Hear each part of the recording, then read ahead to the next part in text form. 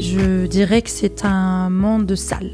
Et je pèse mes mots, il y a beaucoup d'ego, il y a beaucoup de coups bas. Les enjeux sont très très très importants. Dans notre domaine, on appelle ça creuser des tombes. J'étais plus personne techniquement, je pleurais, je faisais des insomnies. Il y avait des moments où je faisais des crises, je déchirais même mes vêtements. Enfin voilà, c'était très très très très difficile. J'aurai toujours l'Algérie dans mon cœur, ça c'est clair. Et j'espère être une bonne ambassadrice de ce beau et grand pays. Ton passé n'a rien à voir avec ton avenir, si tu décides d'en faire quelque chose de beau. Quand je disais aux gens mes rêves, ils disaient ouais, mais t'es folle, mais t'es qui? T'es personne, t'es la fille de personne. J'ai l'impression que c'est quelque chose qui t'émeut. Beaucoup, ouais. Pourquoi? Pardon. Non, c'est...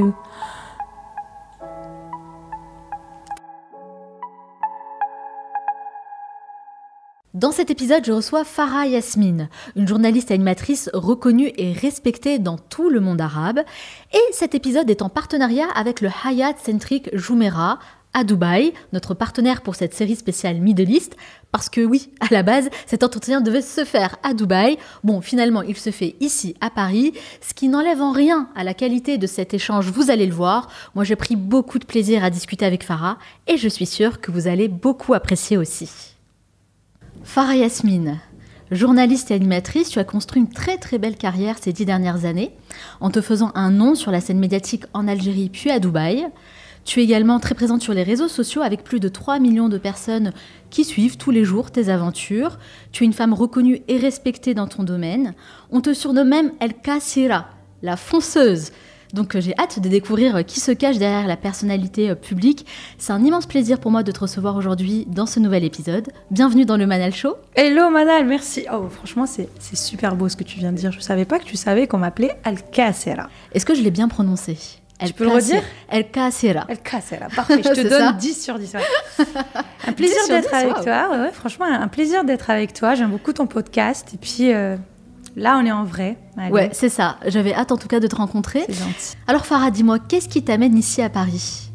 Écoute, c'est la vie, tout simplement. C'est les belles choses de la vie. C'est les belles étapes de la vie. Voilà. C'est ma vie perso, ma vie privée qui m'amène à faire de belles choses en ce moment. Voilà. Tu sais que j'ai plein de surprises tout le temps. Moi même les gens les plus proches me disent mais Farah, t'arrives jamais vraiment à avoir un plan, mais vraiment à long terme ou à moyen terme, les 6, 7, 8 prochains mois. Si, j'en ai, mais j'ai toujours des surprises. Et j'ai appris à faire avec. Et j'aime, tu sais que ça me stimule, j'aime beaucoup, moi. T'es pas quelqu'un qui te fixe des objectifs à long terme? Si, je le fais, bien sûr, dans ma carrière. Sinon, il faut être stratégique, sinon on n'arrive pas à faire... une carrière solide, c'est pas ça, mais j'aime aussi avoir des petites surprises par-ci par-là. Parfois elles sont pas bonnes, parfois elles sont bonnes, mais je les prends comme des défis. Donc il y a des gens que, par exemple, tiens, mon mari, ça le frustre, il me dit ah, tes surprises là me frustrent. Moi j'aime bien. T'es quelqu'un de plutôt spontané, quoi. Très spontané, très très spontané. Ouais. Je sais que tu as fait le choix de faire un break d'1 an. Tu as pris une année sabbatique. Je trouve ça hyper intéressant et j'aimerais beaucoup savoir déjà la raison de ce break. Pourquoi? Et qu'est-ce que tu as fait de ce temps libre? Je suis à Paris. De ce temps libre, je suis là. En fait, tu sais, Manal, après, allez, on va dire 10-11 ans, j'avais envie de faire un petit break et de faire une petite rétrospective, revoir ce que j'ai fait, ce que j'ai pas fait. Ce que je voudrais aussi faire, reprendre d'autres virages éventuellement. Je me rends compte que pendant des années, j'ai pas du tout pris le temps pour Farah la femme. Farah la femme, tu vois. C'était plus la journaliste, l'animatrice, une guerrière comme tu m'as appelée, le Kassira. C'est-à-dire, j'étais là, je voulais toujours avancer. Moi, je me disais, j'ai pas choisi mon passé ni mon présent, qui était très bien, il y a pas de problème, mais je choisis mon avenir. C'était vraiment ça le principe depuis le jour, the first day, quoi, depuis le premier jour. Et du coup, ça a demandé beaucoup de travail. Quand tu commences dans un domaine très difficile comme le domaine médiatique, journalistique, j'ai fait de la télé, la radio, la presse écrite, le web, en Algérie, après je suis partie à Dubaï. Il faut avoir la tête bien solide et les épaules aussi. Et donc du coup, ça prend beaucoup de temps, ça prend beaucoup d'énergie et on se perd parfois, on s'oublie parfois. C'est vrai. Ouais. Et donc moi, j'ai pensé à tout et à tout le monde, mais vraiment tout et tout le monde, mais pas à moi. Au final. Et à un moment donné, je me disais, ok, c'est bien beau tout ce que tu as fait, tout ce que tu as entretenu, mais il est peut-être temps aussi de penser à Farah, la femme. Peut-être penser à moi. Et voilà, j'ai fait une petite pause et puis tu sais, la période de la pandémie m'a beaucoup affectée. C'est vrai que c'était très, très, très difficile pour moi. J'étais loin de ma famille, j'étais bloquée, mon pays a fermé les frontières. Et donc, du coup, moi qui suis très, très, très famille, je me suis retrouvée seule à l'autre bout du monde, oui et non, parce que Dubaï, c'est aussi chez moi, mais j'étais sans ma famille, et la famille est super importante pour moi. Donc, du coup, j'étais un peu perdue. Une fois que toute cette tornade, on va dire, a pris fin, je voulais aussi prendre le temps de me reposer, respirer et faire un beau et grand pas dans ma vie privée, à savoir le mariage. Voilà. D'ailleurs, félicitations pour ça. Merci. Oui, c'est une grande étape. Mais c'est pour ça que j'ai fait une petite pause. C'est pour ça. Oui, c'est pour ça. C'est ce que j'allais te demander. Est-ce qu'il y a eu une situation, quelque chose en particulier qui a été un déclic? C'est pour ça que je t'ai dit, tu m'avais dit, qu'est-ce qui t'a amené ici à Paris quelque part, mais je t'avais dit, c'est de belles choses de la vie, c'est les belles surprises de la vie, et voilà. Et donc c'était mon mariage. Ouais. Durant cette année sabbatique, moi déjà je trouve ça génial de pouvoir prendre du temps pour soi. Honnêtement, c'est un luxe aujourd'hui. On est toujours à 100 à l'heure. Absolument. Ouais. Et c'est quelque chose, tu vois, j'en ai déjà parlé dans le podcast, mais c'est quelque chose que j'aurais aimé faire, par exemple, après avoir obtenu mon bac. Moi, je trouve qu'on met beaucoup la pression sur les étudiants pour les études. Et au contraire, j'aurais aimé avoir une année sabbatique pour voyager, rencontrer du monde et tout. Je pense que c'est la meilleure école, vraiment. Ouais. Mais finalement, on peut le faire à n'importe quelle étape de la vie. À n'importe quelle étape. Et puis, il y a des étapes où c'est un peu moins dangereux que les autres. On va dire ça comme ça. Pour ma part, j'ai pas eu l'occasion de le faire quand j'ai eu mon bac ou même après, parce que j'ai enchaîné direct. En fait, c'était le lycée, donc le bac, l'université. Et puis, j'ai commencé ma carrière journalistique pendant l'université, et ça s'est pas arrêté depuis.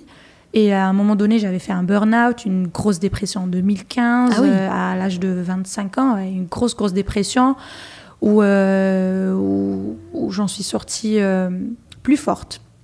Cette dépression, elle était due à quoi? Burn-out, justement. J'avais pas pris le temps de respirer. Surmenage, beaucoup de travail. C'était trop pour un petit corps, c'était trop pour une petite personne. Beaucoup de pression, peut-être. Beaucoup de pression, J'étais très, très dure avec moi-même. Bienvenue au club. Ouais, très. C'est bien pour les gens qui veulent avancer. Ça te permet d'avancer à une vitesse incroyable et avec de bonnes choses et un bon bagage. Mais tu payes un jour ou l'autre. C'est ça. Tu le payes. Tu payes un jour ou l'autre. Il y a toujours la rançon de la gloire, comme on dit. Exactement. Ouais. Et quand tu payes, en général, ça fait mal. Ça fait très, très mal. Ça fait mal, c'est douloureux et puis ça prend du temps. Tu peux pas te relever le lendemain. Donc moi, ça m'a pris 7-8 mois, un truc comme ça, en 2015. Et puis c'était le tournant de ma carrière, mais vraiment. C'est à ce moment-là que je me disais, bon, Farah, là, t'es revenue. Il n'est pas question que tu reviennes pour faire partie des meubles, ni pour faire de la figuration. Là, on va mettre les bouchées doubles, on met la 6e et on y va. C'est vrai qu'on entend souvent parler de burn-out, de dépression. Toi, comment ça s'est manifesté, ce mal-être, concrètement dans ta vie? Comment tu t'es dit, comment tu as su en fait que ça n'allait pas? Comment ça s'est manifesté pour toi, ce burn-out? En fait, pour expliquer le contexte de la période et de ce qui s'est passé dans ma vie, donc j'étais à l'université, une fois à la fac, vers la 4e année, donc la dernière année de journalisme. Il fallait que je fasse un stage pratique, il fallait que je m'exerce. Et donc, j'ai commencé la presse écrite et moi, dans ma vie, ce que j'aime bien, c'est que j'ai de belles surprises et de belles occasions. C'est que je ne commence jamais avec de petites choses. Bizarre. Je commence toujours avec de grandes choses.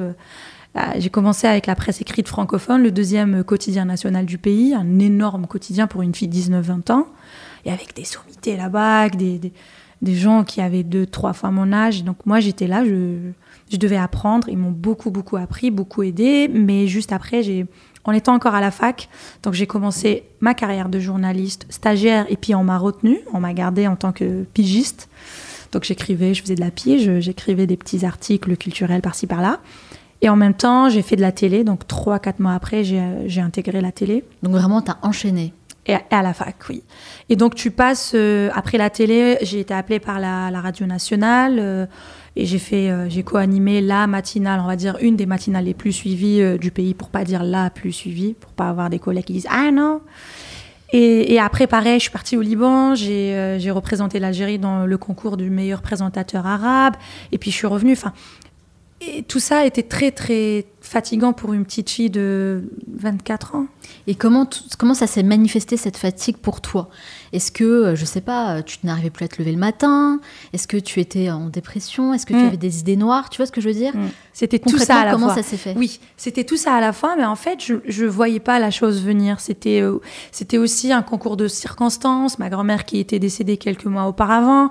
Je commençais à être fatiguée, je commençais à vouloir faire une pause. Je savais plus aussi qui j'étais. Hein. C'est pas facile. Quand on n'a pas de, on va dire de manuel? De manuel, oui. Comment gérer ça? De mode d'emploi? Comment gérer ça? Le mode d'emploi, il n'y a pas d'aide psychologique finalement quand on est comme ça projeté du jour au lendemain. Dans le monde du travail. À la télé, moi j'avais une émission, j'étais encore à la fac, donc je passe de la fille d'un quartier populaire, et je tiens à préciser, en Algérie, quartier populaire, ça ne veut pas dire quartier pauvre, mais ça veut dire quartier où il y a beaucoup de monde, où il y a beaucoup de vie. Voilà, donc je suis native d'Alger Centre, de Bab El Oued, ce grand quartier super connu même dans l'histoire algérienne. Et donc j'étais la fille très sociable, qui aime parler aux gens, qui est là, enfin, avec tout le monde, avec ses amis, ses camarades, etc. Et du jour au lendemain, hop, projetée à la télé, une émission très suivie. En quelques mois, elle était devenue l'émission la plus suivie dans le pays. Créneau jeune, émission musicale jeune, la plus suivie du pays. Donc du coup, moi, je savais plus qui j'étais, tout simplement. Et puis les succès se sont enchaînés. Je savais plus qui j'étais. Je savais plus comment je devais faire, comment je devais parler. Justement, j'ai une question par rapport à ça. C'est vrai que le monde de la télé, le monde médiatique d'une manière générale, c'est un monde qui est assez spécial. On est dans une bulle. Un monde de requins, tu dis? Shark. Un monde de requins, je dirais même, j'irais même plus loin, tu vois. Je dirais même, et je pèse mes mots, et je dirais que c'est un monde de sale. Sale? Il n'y a pas une personne qui travaille dans l'audiovisuel, je perds mes mots là, l'audiovisuel, qui dirait pas ça. Dans quel sens? Peut-être pas à voix haute, c'est un monde sale, c'est dur. C'est-à-dire, qu'est-ce que tu entends par là? C'est un monde où il y a beaucoup d'ego, il y a beaucoup de lumière. Là où il y a les lumières, il y a beaucoup d'ego, il y a beaucoup de coups bas, les enjeux sont très, très, très importants. Il y a toujours des problèmes dans tous les domaines, et j'en suis certaine. Mais tu n'as pas les mêmes problèmes quand tu es, quand tu travailles dans un musée, dans un laboratoire, que lorsque tu travailles dans un domaine où c'est que des égos. Que des égos, c'est-à-dire c'est l'image. Si je te casse, c'est moi qui monte. Si je te casse pas, il y a de l'argent, il y a du sponsoring, il y a fame, il y a être reconnu. Et donc, ça a toujours été un domaine sale. Quand je dis sale, c'est-à-dire que les esprits, les cœurs sont sales. Est-ce que toi-même, tu as subi quelque chose? Tu as une expérience négative qui te fait dire ça, que tu pourrais partager avec nous? On n'a pas forcément... Oui, bien sûr, on n'a pas forcément besoin de tomber dans le piège pour savoir que c'est un domaine très, très, très, très difficile. C'est-à-dire que oui, comme tout le monde, j'ai eu des coups bas, beaucoup de coups bas, beaucoup de... En fait, dans notre domaine, on appelle ça creuser des tombes. Voilà, en arabe, on appelle ça hafar al-qabour. C'est-à-dire, on creuse des tombes, et partout. C'est ce domaine, que tu le vives et que tu l'intègres en France, aux États-Unis, au Zimbabwe, à Dubaï, en Algérie, sur la planète Mars, il est pareil. Il est pareil. C'est-à-dire que c'est la nature humaine. C'est comme ça, l'être humain est comme ça, et c'est un domaine, je t'ai dit, où il y a beaucoup, beaucoup d'ego. Donc oui, les coups bas, oui, tu pars à la maison, tu ne sais jamais ce qui va se faire, ce qui va se dire, et ce qui va se préparer, qui va être concocté pour toi sur un petit feu. Voilà, tu peux revenir le lendemain, il y aura peut-être des choses qui ont été dites, faites contre toi, contre ton groupe, contre ton producteur, le sponsor qui veut en placer une autre. Tout peut se faire. Donc tu es toujours sur tes gardes. Toujours. Tu ne sais jamais, ça je l'ai appris avec le temps, tu ne sais jamais qui est vraiment ton ami dans ce domaine, et tu ne sais jamais qui est ton ennemi, surtout. Et tout le monde peut être ton ami quand tu brilles, et personne n'est là quand tu tombes. Quand j'étais en dépression, le téléphone ne sonnait plus. Il sonnait plus. C'est pas intéressant parce qu'il n'y a rien d'intéressant, parce qu'il ne s'intéresse pas à la personne au final. Je ne dis pas qu'il n'y a pas de bonnes personnes dans ce domaine, absolument pas. Il y en a. Mais je dis que le système du domaine est comme ça. J'ai l'impression que tu as vu un peu le côté sombre de la nature humaine. Oui. C'est ça, hein. Toute personne qui rentre dans ce domaine le dira. Même les gens qui sont dans le cinéma. Peut-être que certains décident de ne pas le dire à voix haute pour pas avoir avoir d'autres répercussions, peut-être des problèmes. Mais personne ne dira le contraire. Toi, tu as commencé très jeune dans ce milieu. Bah justement. Quel est le conseil que tu aurais aimé avoir à tes débuts et qui aurait pu t'aider et que c'est un conseil peut-être même que tu pourrais donner à la jeune génération, à des personnes qui aimeraient aussi réussir dans ce domaine-là? Ouais, c'est beau, elle est belle ta question. En fait, Manal, moi j'ai eu la chance aussi d'avoir un père qui a côtoyé ce domaine. Mon père et mon oncle étaient dans ce domaine. Bien avant moi. Ils étaient là dans les années 70-80. Donc ils ont vu ça bien avant moi. Et ils étaient un peu contre que j'intègre ce domaine. Ils y sont plus depuis bien longtemps, mais ils connaissent quand même les rouages. Ils connaissent quand même le côté sombre de ce domaine. Donc j'ai eu la chance d'avoir un père qui communique beaucoup avec moi, qui m'a beaucoup, beaucoup appris. Et c'est lui qui me disait plein de choses. Donc, il me disait, attention, surtout sur tout ce qui est mœurs, sur ce genre de sujet, dans une société conservatrice comme la société algérienne. Donc, mon père a eu beaucoup de... Il m'a beaucoup aidé. Il m'a beaucoup expliqué. Quel est le conseil que tu retiens le plus de tous les conseils qu'il a pu te donner? Le plus important selon toi? Alors, je dirais deux. Je dirais deux parce que un relève du côté humain. Et ce que j'aime beaucoup, c'est-à-dire quand on prend un peu la lumière, quand on devient un peu connu, il est très facile de se prendre pour je ne sais qui. Il est très facile d'oublier qu'on est juste un être humain normal, que demain la caméra s'éteint et plus personne, techniquement. Mais il m'avait dit, n'oublie jamais l'équipe technique. Et ça, j'ai jamais oublié ce détail. Il m'a dit, l'animateur n'est rien, le journaliste n'est rien, l'acteur n'est rien sans l'équipe technique. C'est eux, techniquement, qui te font monter ou qui te font descendre. C'est-à-dire qui tirent vers le haut ou le contraire. Il m'a toujours dit que le technicien, s'il est dans ton camp, s'il est de ton côté, ton image sera bonne. C'est-à-dire à l'image, le son sera bon. Il peut te saboter. Un technicien peut te saboter. Totalement. Parce que si tu le prends de haut, eh ben, il te montrera que sans lui, t'es rien. C'est un très bon conseil. Donc oui, très très bon conseil parce que très rapidement, j'avais vu des petites chroniqueuses, alors que moi, au début, j'avais commencé vraiment en tant qu'animatrice principale. Mais je voyais des petites chroniqueuses, une nana, comme diraient certains dans le domaine, une personne qui fait la météo pendant 4 minutes. Ça y est, on dit en arabe, ça y est, c'est la reine du PAF. Donc du coup, des gestes comme ça, elle parle mal aux techniciens. Moi, je suis l'animatrice, vous êtes personne. Donc c'est elle, la déesse de tout et de tout le monde. Et moi, j'ai jamais aimé ça. Donc j'ai toujours été très très proche des équipes techniques jusqu'à présent. Même... Garder l'humilité, être humble, modeste, je mange avec eux, je m'assois avec eux, je papote avec eux. Et puis même ma façon de parler avec eux, on dirait que je suis leur pote. C'est-à-dire je ne prends pas les airs de journaliste, je suis pas la femme, la femelle, pas du tout. Tu les prends pas de haut? Non, je suis vraiment leur pote et ils m'ont beaucoup appris. Mais je trouve ça super important. Moi, tu sais, je trouve que c'est un indicateur chez les personnes que je connais pas, que je découvre, que je rencontre pour la première fois. J'observe toujours comment ils réagissent, comment ils sont avec les personnes autour d'eux.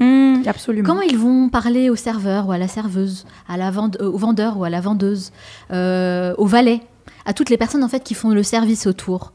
Est-ce qu'ils vont leur parler d'une manière respectueuse ou pas? Est-ce qu'ils vont les regarder dans les yeux? Absolument. Et pour moi, ça, c'est des indicateurs super importants sur les valeurs que la personne, en fait, ça dit tout sur la personne. Exactement. Ça dit tout sur la personne. Sur l'éthique. Parce qu'il est bien, c'est très facile de se comporter bien avec le PDG. Il est très facile de se comporter bien avec une star. Mais les moments où tu penses pas que les regards sont sur toi, on peut voir qui t'es vraiment. Toi, Farah, les gens te regardent, te reconnaissent même dans la rue. Tu as une très grande communauté sur les réseaux sociaux. Certains peuvent t'admirer beaucoup. Qu'est-ce que ça a changé pour toi? Qu'est-ce que ça a changé le fait de passer de l'ombre à la lumière? C'est beaucoup de personnalité. Je sais pas, c'est un lapsus. Non, c'est beaucoup de responsabilité. C'est beaucoup de responsabilité. Mais il faut aussi avoir une forte personnalité, tiens. C'est ça. J'ai évoqué le mot personnalité. Ouais. J'ai l'impression que tu as une forte personnalité. Apparemment, il paraît. Il faut bien. Je pense qu'il faut bien. Tu sais, même quand j'écoute de la musique ou je regarde des gens parler, je n'aime pas les femmes molles. Je n'ai jamais aimé les femmes molles, donc j'aime pas la femme faible. Je la trouve pas intéressante. Tu vois, une femme faible qui est là, je la trouve pas intéressante. Secoue-toi, bouge, donne ton avis. Après, ça dépend les cultures, mais moi, je viens d'une culture où ou pour être une femme bien généralement, hein, vraiment, je te parle de mon éducation profonde que m'a donnée ma mère et elle aussi, enfin, elle a reçu de sa grand-mère, de sa maman aussi. Oui, la femme, elle doit être toujours douce, avec une petite voix, qui doit tout dire. Je sais pas comment t'expliquer, mais je n'ai jamais eu cette image de la vraie femme. Et c'est grâce aussi à mon père. Ma mère aussi est une femme battante. Ma grand-mère aussi, à l'époque, était une femme qui a fait beaucoup de choses par rapport à l'époque dans laquelle elle vivait, dans les années quand même 30, 40, 50. Et voilà. Donc oui. Mais pour revenir à la question, est-ce que toi, tu as le sentiment d'avoir changé ? Est-ce que aujourd'hui, tu es la même Farah que celle que tu étais avant ? Oui et non. Il y a 10 ans, par exemple. Oui et non. Je te mentirais si je te disais que j'étais tout à fait la même. Parce qu'au final, la seule chose qui est sûre dans la vie, c'est le changement. C'est le changement continuel et tout ça. J'ai Qu'est-ce beaucoup qui a changé selon toi ? J'ai beaucoup appris, j'ai beaucoup changé, j'ai beaucoup mûri. Et puis les coups bas, les coups durs aussi, on perd des gens, on apprend des choses. Non, j'ai beaucoup changé, mais j'espère dans le bon sens. Moi, j'ai l'impression, tu me dis si je me trompe, quand je t'entends parler, j'ai l'impression que forcément au départ, tu étais peut-être un peu candide, pas naïve, j'aime pas ce mot parce que c'est un peu péjoratif. Tu sais que je m'appelle Nia, qui veut dire naïve, mon nom de famille. Nia ? Nom de famille, ouais. Ah, ton nom de famille, c'est Nia. N-I-A, Nia, qui veut dire voilà. naïf, pour l'homme, naïf. Candeur, un peu. Oui, qui veut dire quelqu'un qui a une bonne intention. C'est une ça. intention Ça te va bonne. bien, du coup. Ah c'est gentil. J'ai l'impression qu'on est quand même un peu candide et naïf quand on rentre comme ça dans le monde du travail, encore plus quand c'est un milieu médiatique comme toi. Et qu'au fil du temps, peut-être que tu t'es créé une sorte de carapace et tu as aussi filtré les gens. Aujourd'hui, est-ce que tu es plus à même à lire les gens ? Lire leurs intentions envers toi, leurs valeurs. Aujourd'hui, j'arrive un peu à lire dans les yeux des gens, à sentir la vibe, tu sais, l'aura qu'il y a et tout ça. Mais je vais pas dire que j'ai complètement changé. Ça me porte préjudice parfois, Manal. C'est-à-dire que parfois, il faut être un requin quand même dans ce domaine. Mais moi, j'y arrive pas à 100%.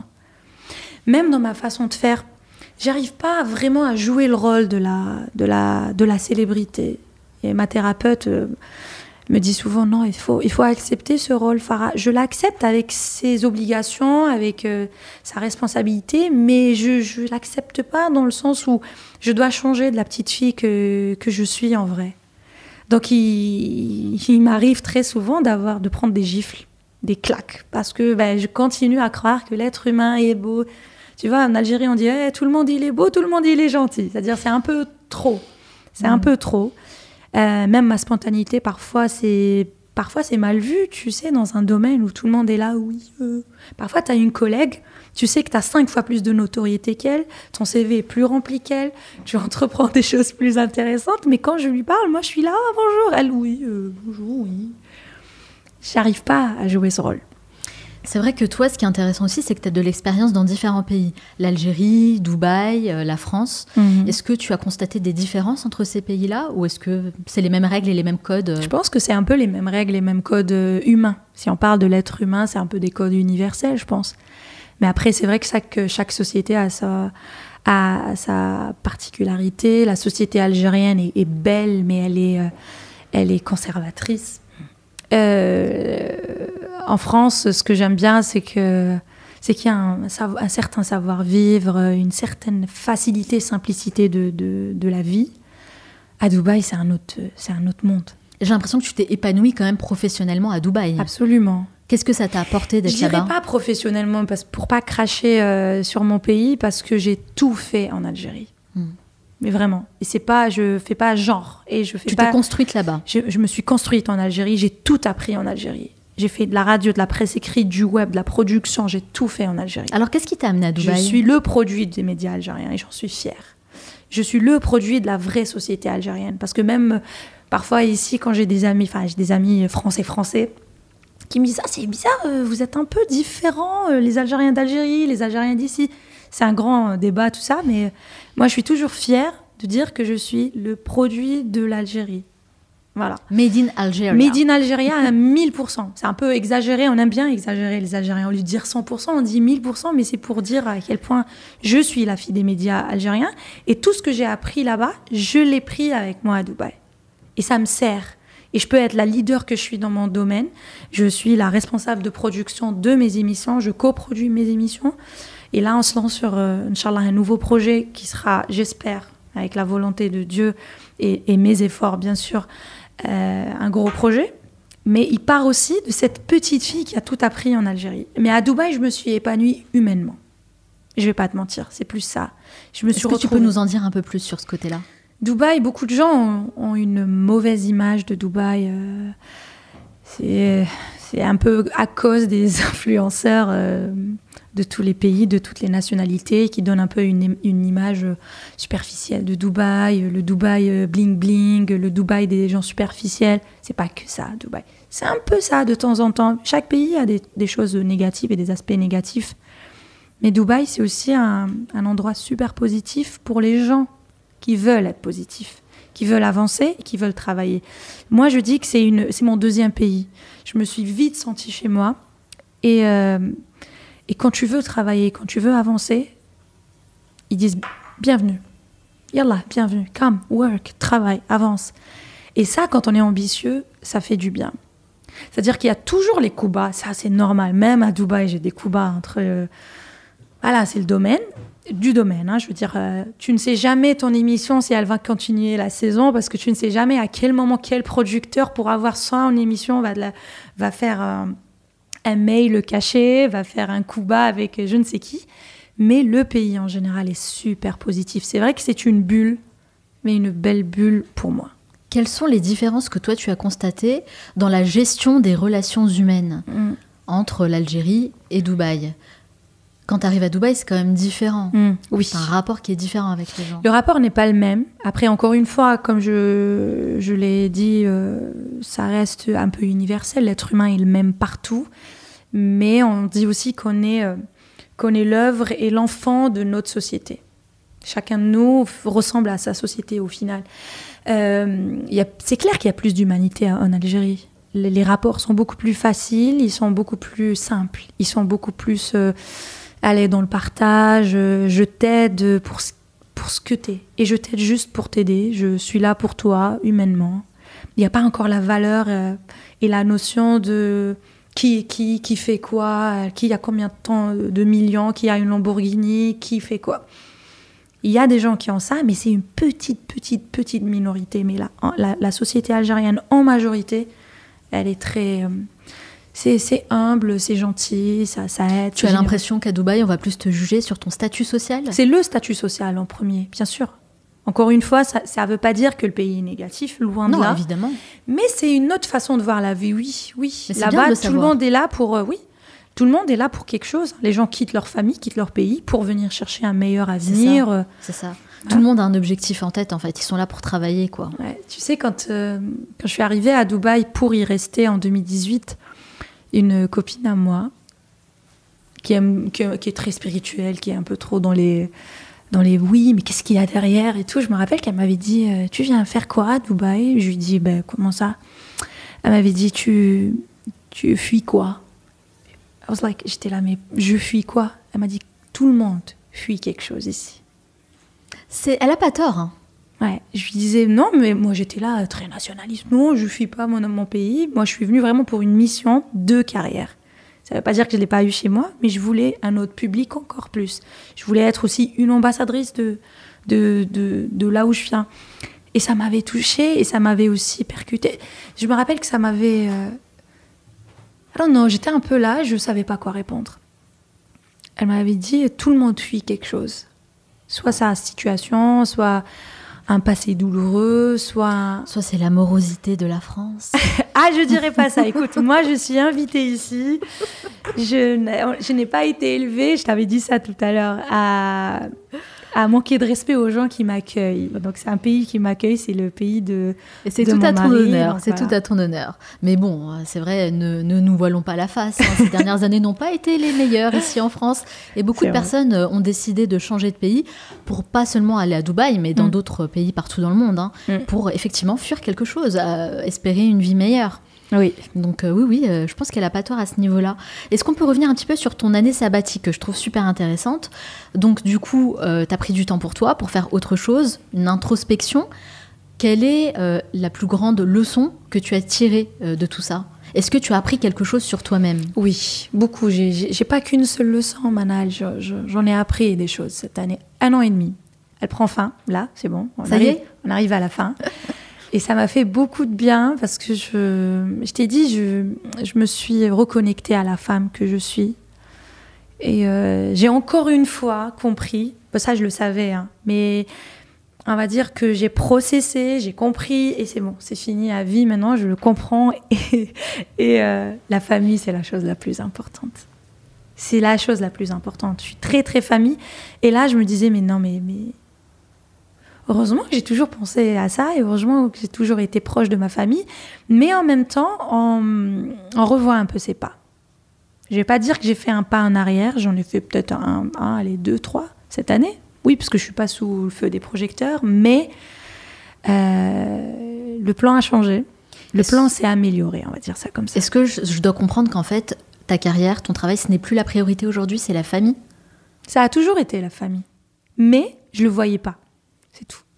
Je ne le voyais pas parce que j'étais concentrée, parce que même pendant les fêtes religieuses ou nationales, moi j'allais travailler alors que toute ma famille était ensemble et je me sentais mal et j'en pleurais parfois et je culpabilisais beaucoup, vraiment beaucoup. Et c'est quand je suis partie, que je me suis rendu compte que non, from now, c'est-à-dire que je parle dans toutes les langues. Ne t'inquiète pas, je fais beaucoup de franglais aussi. Hein. Parfois, j'ai certains commentaires là-dessus, mais bon, je le prends très bien. Une des choses qu'on apprend à accepter à Dubaï, par exemple, c'est qu'on peut parler toutes les langues. Bah oui. Personne ne dit « Ah oui, tu fais genre... » Au contraire, c'est super enrichissant, je trouve. Non, ouais. Donc non, j'ai appris plein de choses et puis j'ai revu un peu mes plans, mes stratégies. Donc là, je reviens. À chaque fois que je fais une pause, même quand j'avais fait la dépression en 2015, je reviens avec un autre plan. Un nouveau plan, une nouvelle stratégie. Est-ce qu'on peut avoir un peu un aperçu de ton nouveau plan? Oui. C'est quoi ton objectif sur lequel tu es en train de travailler en ce moment qui est super important pour toi? En fait, je trouve que je me rends compte que je suis une personne qui prend du plaisir à aider les autres. Mais c'est vraiment honnête ce que je dis. Hein. Je suis comme ça. Je ne parle pas de la journaliste. Je me suis rendu compte même à travers ma thérapie que c'était toujours les gens qui passaient quelque part avant moi dans ma vie, ma famille avant moi. Si j'ai des amis qui viennent et j'ai un autre rendez-vous, ben je décale automatiquement mon rendez-vous. Je disais pas non, c'est pas bien, ok, mais j'avais du plaisir. J'ai toujours du plaisir à offrir. Après, on dit que quand on est balance, je m'y connais pas trop, mais on dit que en signe astro, tu veux dire? Je m'y connais pas trop, mais à Dubaï, tout le monde parle de ça, justement. C'est vrai? Et au Moyen-Orient, ils sont très, très, très portés sur ça. Alors que moi, j'arrivais avec une culture maghrébine, francophone. Je dis, mais ils parlent de quoi? Des sorciers, qu'est-ce qu'ils ont? Et donc, tout le monde me disait, ah oui, donc voilà. Donc, il faut savoir qu'à Dubaï, ils ont, where are you from? Donc, tu viens d'où? Ouais. Qu'est-ce que tu fais dans la vie? Et c'est quoi ton signe astrologique? C'est vrai? Je te promets que la première fois, je me disais, mais c'est des psychopathes et qu'est-ce qu'ils ont là avec mon signe astrologique? Et du coup, si c'est un signe qui ne matche pas, comment ça se passe? Y a des gens qui sont vraiment à next level, quoi, qui peut-être que ils te calculeront pas trop par rapport à ça, mais en général, ils savent un peu comment est ta personnalité pour éventuellement savoir se comporter avec toi. C'est paradoxal, je trouve, pour des musulmans, enfin des pays qui pratiquent quand même beaucoup la religion. Oui. Après, tu as ceux qui pensent que c'est... qui peuvent connaître l'avenir à travers ça. Ils voient l'horoscope de la semaine. Et tu as d'autres qui disent non, bien sûr que ça... voilà quoi. Mais je crois juste que les traits de la personnalité, je sais pas, du signe balance et tout ça, sont ceci, cela. Okay. Et donc moi, on m'a toujours dit balance. Après, honnêtement, j'ai cherché. Je me disais, mais... Attends, mais c'est vrai, c'est bizarre. Je m'y connais pas, mais tout ce que je lis sur le signe balance me ressemble. En tout cas, ils disent que la balance est une personne qui aime donner. C'est une personne altruiste qui aime donner aux autres. Qui aime beaucoup donner. Donc moi, je trouve mon plaisir et mon bonheur quand je donne, ne serait-ce qu'un petit quelque chose. Quand je te fais plaisir, quand je te rends un service, je sais pas. Je suis un peu vieux jeu peut-être. Je viens peut-être d'une autre planète carrément. Mais là, je suis vraiment en phase avec moi-même et j'ai vraiment envie d'être moi-même et de donner pour être un peu heureuse aussi. Et alors, de quelle façon tu souhaites donner? C'est-à-dire que maintenant, tout ce que j'ai appris, tout ce que j'ai appris durant les 12 dernières années, je vais essayer de le transmettre. Le transmettre. De quelle façon? De façon, ça va être des conférences, ça va être des cours, ça va être des choses comme ça. J'aime bien transmettre le savoir et je me dis un jour, j'aimerais bien continuer mes études et faire un doctorat en journalisme. Mais pour l'instant, on va dire que je vais aider les autres avec ce que j'ai pu apprendre pendant les 12 ans, durant les 12 dernières années, à savoir qu'on n'apprend pas tout à la fac. Dans ce domaine. Ah non, on apprend vraiment le strict minimum, je dirais même. Hein. Dans la vie en général, mais dans notre domaine, c'est l'objectif du podcast, apprendre ce qu'on n'apprend pas à l'école. Exactement, c'est pour ça que j'aime beaucoup ton podcast. Et à l'école, de journalisme en tout cas, on n'apprend pas tout. On n'apprend pas ce que t'apprends le terrain, ce que t'apprends les plateaux de tournage, ce que t'apprennes les réunions, ce que t'apprennes les années... Voilà. C'est super intéressant ce que tu me dis, ça veut dire que là tu vas essayer de transmettre tout ça. Alors déjà je trouve que effectivement c'est un monde, comme tu disais, c'est une bulle, donc c'est un monde un peu qui fascine et en même temps on connaît pas trop de choses de ce monde-là et je sais que les gens ont beaucoup de questions mais n'osent pas forcément les poser, donc je pense que ça peut vraiment beaucoup aider. Mais au-delà de ça, tu as des choses à transmettre même pour des personnes qui ne veulent pas percer dans ce milieu-là. Non, en fait je vais pas aider les gens, les relations humaines, ça va être dans la communication bien sûr. Est-ce que tu as pensé à écrire un livre ? Oui, ça fait des années que j'y pense. Et puis honnêtement, là en ce moment, je traverse des périodes un peu où j'apprends encore de nouvelles choses. Et donc je me disais, bon, pause, laisse encore, apprends encore des choses. Parce que j'ai eu souvent des réflexions du genre, alors ma communauté est à fond avec moi, oui on le veut, ça fait 3-4 ans que j'en parle. Je voudrais raconter à toute personne, et surtout aux jeunes, qui peut-être éventuellement voient en moi un modèle. Parce qu'il faut savoir que, ok, moi j'ai la chance d'avoir une voix qui porte, qu'on entend, qu'on écoute, et on me voit, donc j'ai une place dans la société. Tout le monde a une place, mais je veux dire que je peux faire des choses. Et je peux aussi être la voix de milliers et de millions de personnes, et même des femmes et des filles, qui n'ont pas la force et la chance d'avoir cette voix. Et je sais qu'elles se retrouvent en moi. Et depuis des années, depuis plus de 10 ans, je reçois des messages de femmes qui me disent « J'aurais tellement rêvé pouvoir faire ceci, pouvoir faire cela. Comment on a fait ? Oui, mais c'est pas possible. Moi, je suis la fille de personne. C'est pas possible. Je suis l'enfant de personne. C'est pas possible. Je viens d'un milieu défavorisé, etc. » Et donc, pendant des années, j'ai toujours eu ce discours avec mes abonnés où je disais « Si, à ma petite échelle, moi, j'ai pu, alors que je suis exactement comme vous, j'ai fait l'école publique comme vous, j'ai pris le bus scolaire gratuit comme vous, je viens d'un quartier populaire comme vous. Autour de moi, les idées reçues étaient chaotiques. Autour de moi, je ne voyais honnêtement que des femmes qui ne réussissaient pas. Je ne parle pas d'études. Avoir un bac plus 5 ne veut pas dire que tu es une femme qui réussit dans la vie. Bien sûr. Donc je voyais plein de femmes qui étaient tout sauf une femme ambitieuse qui veut avancer autour de moi, dans mon petit cocon. Et donc, je peux comprendre les gens qui sont frustrés, je peux comprendre les femmes qui n'ont pas de voix.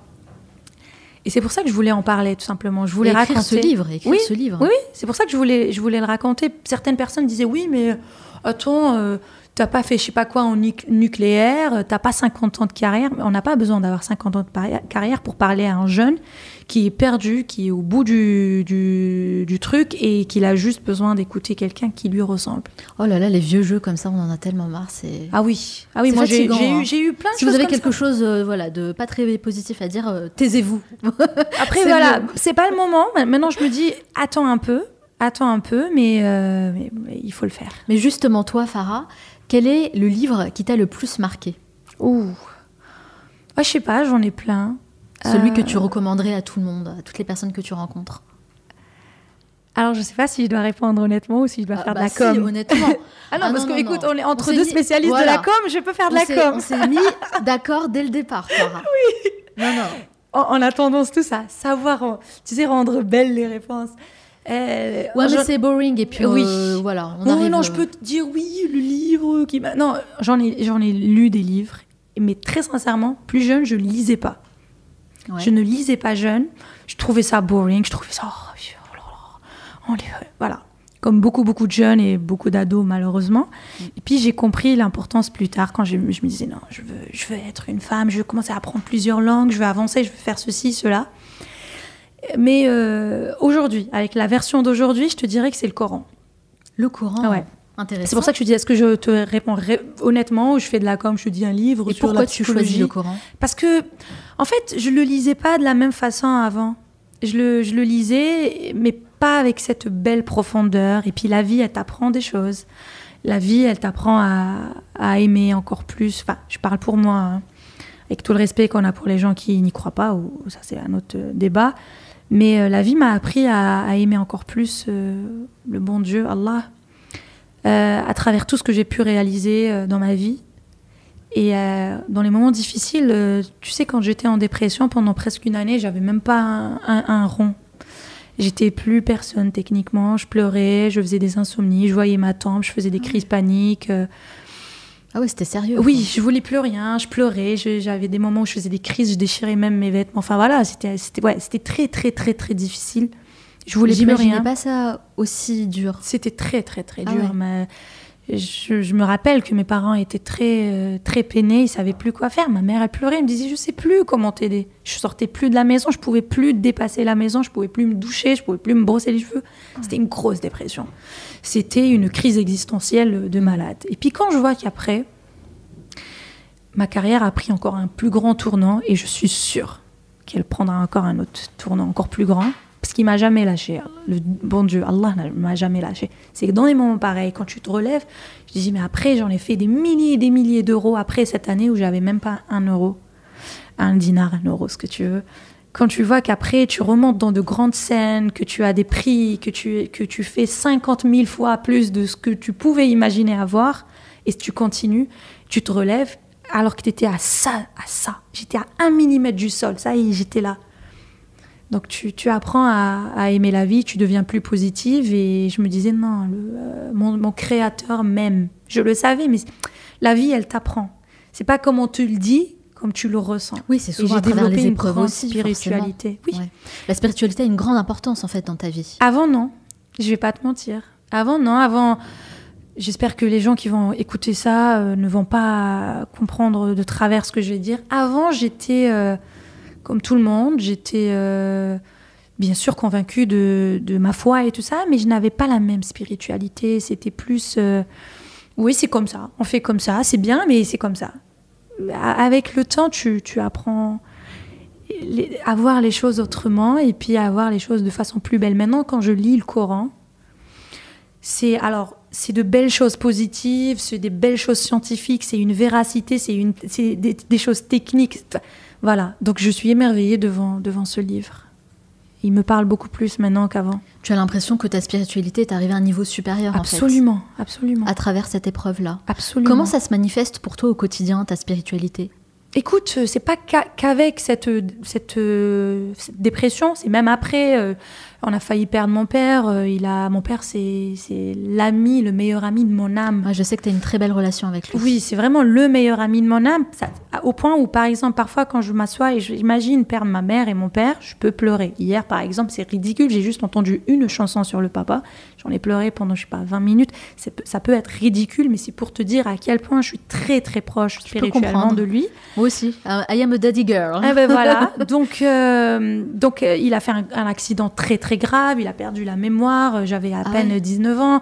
Puis mon frère a fait un très grave accident. Ma mère aussi a fait un très grave accident. Enfin, chacun a une période différente. J'ai perdu ma grand-mère.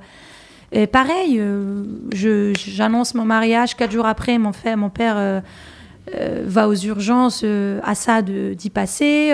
4 jours après ma fête, 4 jours avant aussi ma fête, il se fait opérer un problème cardiaque. Enfin, il y a toujours des problèmes qui arrivent. Je t'ai dit tout à l'heure, moi, je prends bien les surprises. C'est de ces surprises-là que je te parlais. D'accord, pas forcément que les bonnes surprises, en fait. Non, même les mauvaises, et Dieu sait que j'en ai. Donc les gens, quand ils voient de l'extérieur, Manal, ils disent « Ah oui, mais c'est une fille qui réalise ses rêves, qui a tout ce qu'elle veut. Elle est entre Paris, Dubaï, c'est une célébrité dans son pays, elle peut faire ce que... » Oui, mais tu as plein de choses à côté. Mais c'est la balance. C'est pour ça que je te dis maintenant, I'm grateful to Allah. Je le remercie pour tout. Même quand ça va mal, je dis, je sais que ça va aller. Je pleure, ça ne veut pas dire que je suis là. Hier encore, j'étais mal. Je ne vais pas te cacher. Je vais pas le cacher, mais après, je sais que ça va aller. Mais t'as raison, on voit que le côté un peu glamour, les strass et les paillettes. C'est très dur. On te voit parfois. super bien maquillée, bien habillée. Alors que j'ai des problèmes de peau. Hein. Ça se voit pas du tout, je te Non, rassure. mais j'en parle tout le temps, c'est Des pour superbes pour photos parler et aux vidéos filles. sur Insta. C'est vrai qu'il y a une grande communauté qui te suit aussi Oui. sur les réseaux sociaux. C'est important, je pense, de parler de ça. Tu sais, le côté un peu caché de l'iceberg. Oui. Parce que c'est la réalité, en fait. C'est la réalité de la vie. Vous De ne mon pouvez côté- pas imaginer ce que les gens traversent vraiment. Absolument. Et de mon côté, je n'ai jamais caché ça aux gens, Manal. Jamais, jamais, jamais, jamais. Dès que j'ai commencé à sortir de ma dépression, j'ai pris un peu de temps, bien sûr, pour me reconstruire, pour aussi reconstruire ma carrière, pour revenir avec quelque chose de grand et tout ça. Mais j'en ai parlé aux gens. C'est peut-être ça aussi qui fait que tu as une connexion qui est spéciale avec ton audience. Oui. Le fait d'être authentique Absolument. et sincère, Absolument. de vraiment Absolument. partager Moi, je leur dis, hein, les bons et les mauvais côtés. je leur dis, mon audience, je suis prête à parier ce que tu veux. Qui me suivent pas parce que je suis belle, je suis normale. Je suis ni la plus belle, pas parce que je suis fashion. Tu trouveras pas un truc de fashion sur mon feed. Parce que je leur ressemble quelque part. Parce que peut-être qu'ils voient en moi quelque chose qu'ils ont en eux. Peut-être parce que je casse. Je suis pas là à tout le temps casser non plus le mythe des célébrités. Mais quand j'ai quelque chose sur le cœur, je le dis, tout simplement. Et donc j'ai des problèmes de peau. Ça fait 3-4 ans que j'en parle ouvertement. Que j'ai des gros problèmes de peau. Que j'ai fait une grosse dépression. Qu'il m'a fallu une année aussi là pour faire une pause. Que j'étais dure avec moi-même et que j'ai récemment commencé une thérapie, j'en parle ouvertement. Et ça fait du bien aux gens. Parce qu'aujourd'hui, c'est très facile de maquiller la réalité. La preuve, on met tous des filtres quand on met des photos. Moi, ça, c'est un truc que oui, je découvre de plus en plus. Jour après Voilà. jour. Ça a toujours été comme ça. Maintenant, on dit oui, oui, mais non, même dans le cinéma, même dans tout ce que tu veux, on a toujours vu les stars... Mais les gens ne postent plus de photos d'eux sans filtre, en fait. Malheureusement, C'est ouais. dingue. Ouais. Mais du coup, j'ai une question par rapport à ça, Farah. Et je suis vraiment curieuse d'avoir ton avis là-dessus. C'est une question que je me pose souvent. Mhm. Est-ce que c'est une bonne chose de tout partager avec les gens? Absolument sur les pas. réseaux Ou non. Tu vois? Comment Faut toi avoir tu des fais le limites. filtre? Comment tu choisis ce que tu partages Mhm. et ce que tu gardes privé? Mhm. Alors, je partage des moments humains, des moments de qui je suis en tant qu'être humain, mes faiblesses. Je partage, comme je t'avais dit, ma dépression, j'ai partagé ça, mes moments difficiles. Mais tu vois, c'est quand même des côtés intimes de toi. C'est intime, mais si ça peut aider les gens qui me suivent à leur donner de l'espoir quand eux, ils sont mal, tant mieux. Quand en 2020, fin 2020, j'ai eu un problème de vertige, je ne sais pour quelle raison, j'ai eu un gros problème de vertige qui m'a cloué au lit pendant les 4 mois. Je pouvais même plus bouger.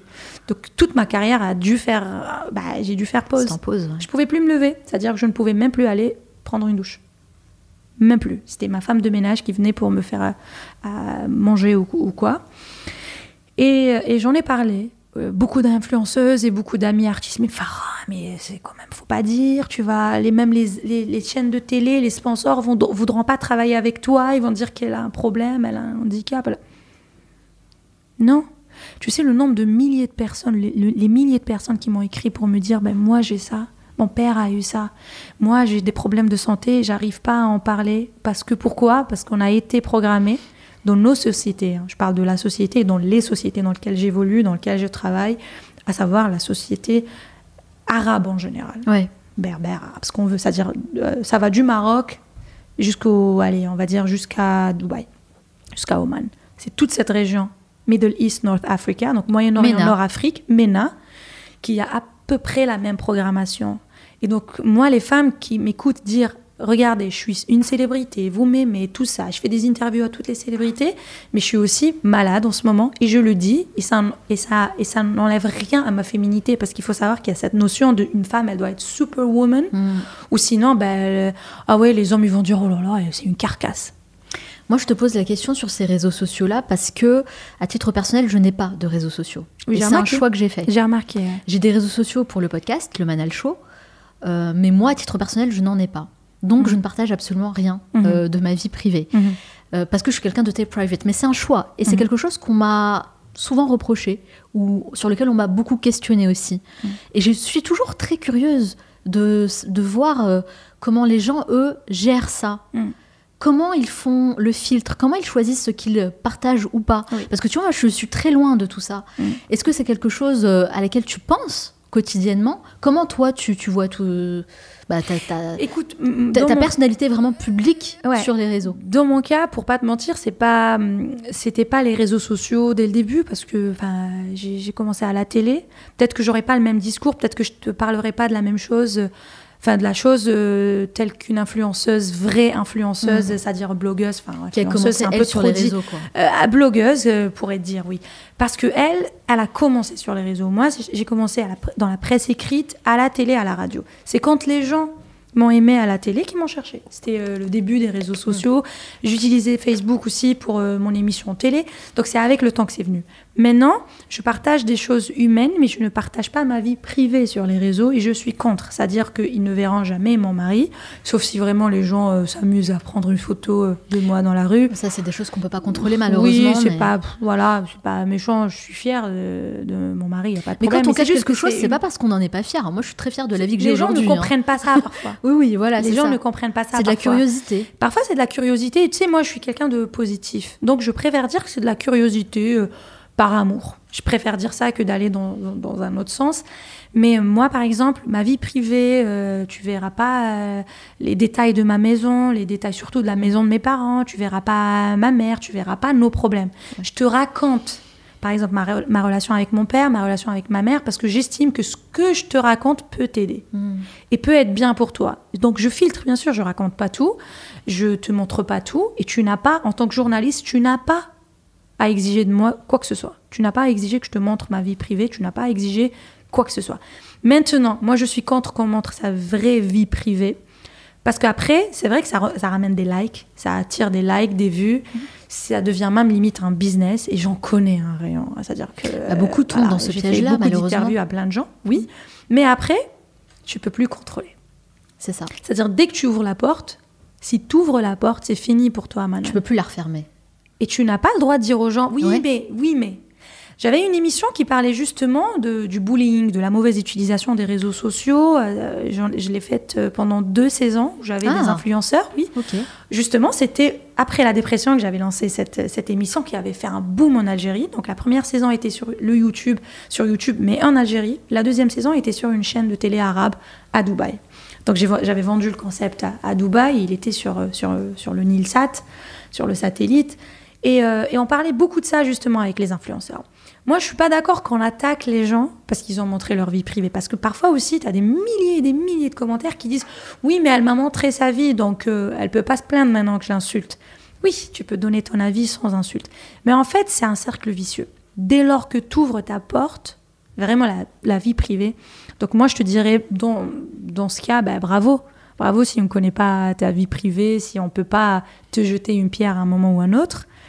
Mais j'estime que les réseaux sociaux, c'est bien aussi pour les professionnels. Oui, bien sûr. Ça travaille de your personal brand. Ça travaille l'image, l'image de marque que tu as. D'ailleurs, quand on regarde, par exemple, Elon Musk, aujourd'hui, tu vois son compte sur Twitter et X, maintenant, j'aime pas cette appellation X. Tu vois son compte sur Twitter et tu vois son compte, le compte de Tesla, rien à voir. Je sais pas, je pense, j'ai pas le chiffre exact, mais je pense qu'il a 3 fois plus d'abonnés que son entreprise. C'est pour dire à quel point c'est important aujourd'hui d'avoir le personal branding. Mais après, tu peux le faire, Manal, mais tu mets ce que tu veux. Exactement, mais c'est ce que je fais. Moi, je sais que j'ai un personal branding qui est très original, qui sort des sentiers battus. Exact. Et ça peut étonner. De par mon background dans la communication et en plus de par ce que je fais aujourd'hui, parce que j'ai quand même un média. Absolument. Maintenant, c'est un choix qui est réfléchi et qui me convient totalement. Parfait. Mais je sais que demain, si je me mets moi aussi à avoir des réseaux sociaux et que je raconte ma vie, et que je montre mon quotidien, peut-être que j'aurai plus d'opportunités, effectivement, comme tu dis, de partenariats, de sponsoring, de choses comme ça. Ouais, mais à quoi bon ? Et alors, mais je suis d'accord avec toi. Qu'est-ce que ça va vraiment m'apporter à moi à titre personnel ? Tout dépend de l'objectif que tu as. C'est pour ça que moi, je jette pas du tout la pierre aux gens qui font ça. Juste, j'aime poser des questions pour essayer de mieux comprendre.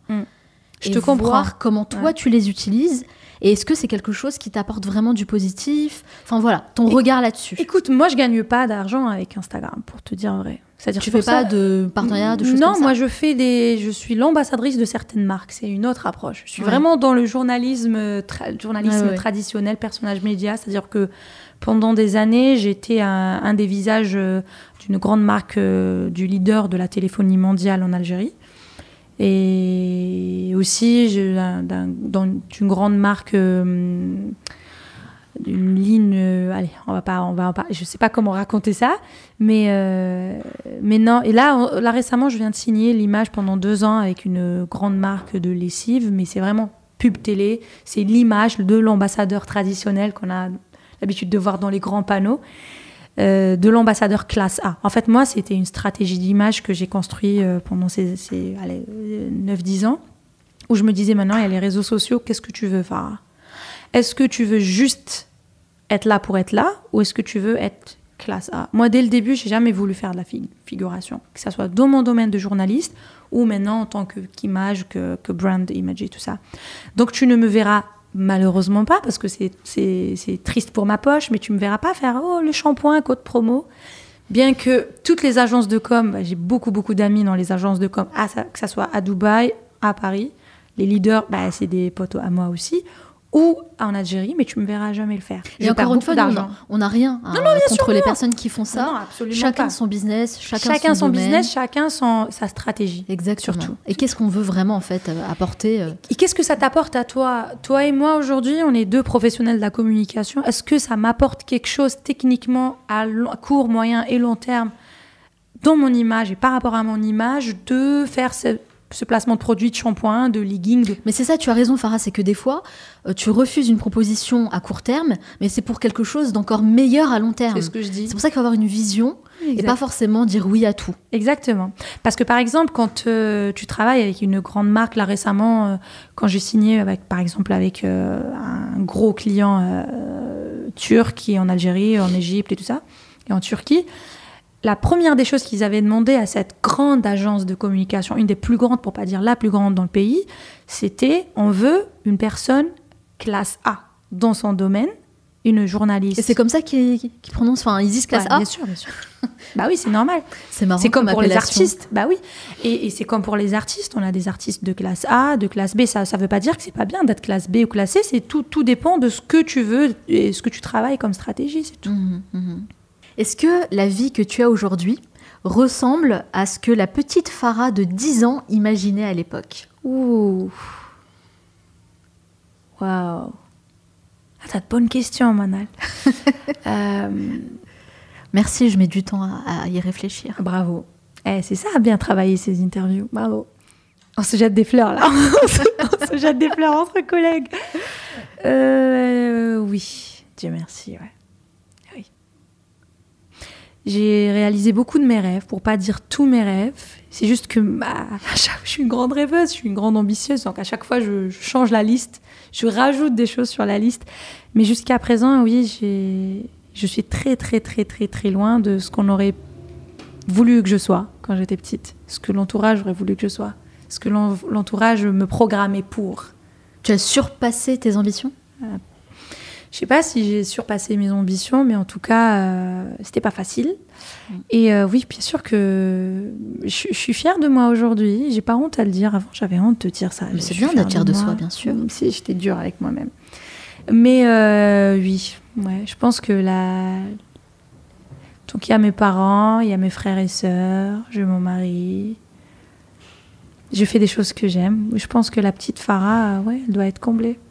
Et si tu fermes les yeux 30 secondes pour te rappeler, pour te rappeler un petit peu comment était la petite Farah de 10 ans justement. Oh, j'ai pas besoin de fermer pour ça. Ah ouais ? Ah oui. À l'époque, elle avait quoi dans la tête ? C'était quoi son rêve ? Oula. Alors, je tiens à dire que j'aime beaucoup cette phrase, mais j'ai jamais eu à la dire dans une interview en français, puisque c'est vraiment la première longue interview que je fais. Alors moi, je dirais de mon enfance que c'était une enfance rose.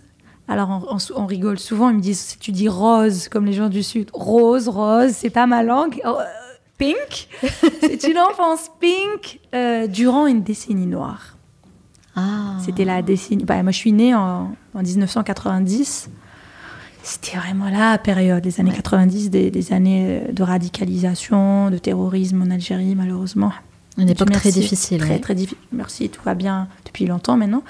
Mais toi, tes parents t'ont recréé une petite bulle rose. J'ai eu une merveilleuse enfance. J'ai eu une super belle enfance. Merci papa, merci maman. Quel est le plus grand souvenir que tu gardes de cette enfance ? J'en ai plein, mais Si on avait mes étés sur la plage. Je dis toujours que je suis une méditerranéenne, vraie méditerranéenne, et le bonheur pour moi, si je ferme les yeux, si je devais te décrire le bonheur, Manal, ça serait la mer Méditerranée. Mais vraiment, alors le son, le bruit des cigales, la Méditerranée, quand tu ressens le soleil un peu sur ta peau, c'est quand tu commences à bronzer, ça picote parce qu'il y a le sel et l'odeur de la mer, l'odeur du iode. On dit du, c'est ça? Ouais, du c'est iode. ça. C'est l'odeur de mon enfance, c'est l'odeur de mes vacances. Mon père est un plongeur de passion, donc on a passé toutes mes vacances, tous mes étés. Bah, je m'intéresse beaucoup à la plongée ces derniers temps, ah justement. Oui, j'ai jamais vraiment fait de diplôme. Il me disait, papa, va faire, mais bon, flemmarde. J'avais fait comment on appelle ça, des baptêmes. Voilà, j'ai fait de la plongée, mais sans plus. Tu devrais. Non, mais je m'y intéresse beaucoup, c'est un domaine passionnant, je trouve. On appelle ça le monde du silence, il n'y a rien c'est en bas. ça te permet vraiment de découvrir un autre monde, quoi. Exactement. D'être totalement déconnecté. T'es avec toi-même. Mon père, il fait de la plongée sous-marine en apnée il a fait ça pendant plus de 40 ans. Ah ouais? Ah oui. Hiver, été, printemps, automne, c'était sa vie pendant longtemps. Il va falloir qu'on l'invite dans le podcast alors. Ah ben, ça pour sera en parler. Avec plaisir. Il écrit un livre là depuis son accident. Il peut plus plonger. Ouais, du coup. Donc il avait fait un grand championnat Euro-Afrique de plongée sous-marine. C'était la première fois que c'était pas le continent africain, mais c'était au Maghreb. Première fois en Algérie, dans l'histoire de la plongée algérienne. Mais il a eu le malheur d'avoir un accident 2 mois avant. Donc il a préparé ça pendant 3 ans. Ah, ça c'est dur. Hein. Et 2 mois avant, je t'avais dit, il a eu l'accident. Donc maintenant, il écrit un livre pour retransmettre tout ce qu'il a appris sur le littoral, sur les dangers de la plongée. Tu m'enverras le lien de son livre? Avec plaisir. On n'a pas encore édité. Quand il sera édité, on cherche un éditeur. D'accord. Parce qu'il a écrit en français. Mon père est écrit en on lance français. Le message. Je travaille avec beaucoup de maisons d'édition. Hein, parce que j'ai reçu beaucoup d'auteurs dans le podcast. C'est son rêve. Ouais. Donc, why not? Je pense que ça doit être super intéressant d'avoir. Franchement, il a fini. Il est super fort, son livre, merveilleux. Comment il va ton papa aujourd'hui?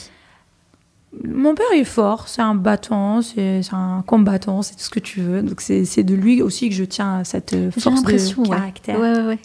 Tu lui ressembles sur pas mal de traits, beaucoup. Ma mère, c'est le côté humain, éducation, valeurs. Elle m'a donné plein de choses, ma mère. C'est une femme aussi très forte. Mais c'est-à-dire que dans les interviews, je parle de ma carrière. C'est pour ça qu'il y a mon père qui revient à chaque fois. Oui, c'est comme on dit, l'énergie masculine qui est un peu plus présente. Et puis dans nos sociétés, c'est toujours plus facile de trouver la maman qui est avec la fille et pas forcément le papa. Puis ce que je trouve aussi incroyable, et moi je me retrouve beaucoup dans ton histoire, c'est que ton papa était très présent en fait, dès le départ. Tu as une relation très proche avec lui parce qu'il a été présent pour toi. Et t'a accompagné. Oui, mon père... Pour donner tout le crédit à ma mère, mon père était quelqu'un qui était très passionné par la plongée, donc il était très souvent à la mer qu'à la maison. Il travaillait, il était aussi beaucoup à la mer. C'est, on va dire, en quantité, qualité et quantité. C'est maman, bien sûr, comme toutes les mamans. Big up, respect à ma maman. On était 4, avec un demi-frère, donc on était 5. Et elle a toujours travaillé, c'est une femme qui a fait de belles et de grandes choses, mais mon père était présent en quantité, c'est-à-dire il n'était pas présent tous les jours, enfin tout le temps, pas toutes les secondes, mais les qualités des moments que vous aviez ensemble. Le soir quand il rentrait, bien sûr, le soir quand il rentrait, il forgeait ma personnalité. Très jeune, il m'a forgé, ouais. Après tout ce qui s'est passé pour ton papa, cette dure épreuve, mais il est là malgré tout, combattant comme tu dis. Quel est le message que tu aimerais lui donner aujourd'hui? Quelque chose que tu n'as jamais eu l'occasion peut-être de lui dire?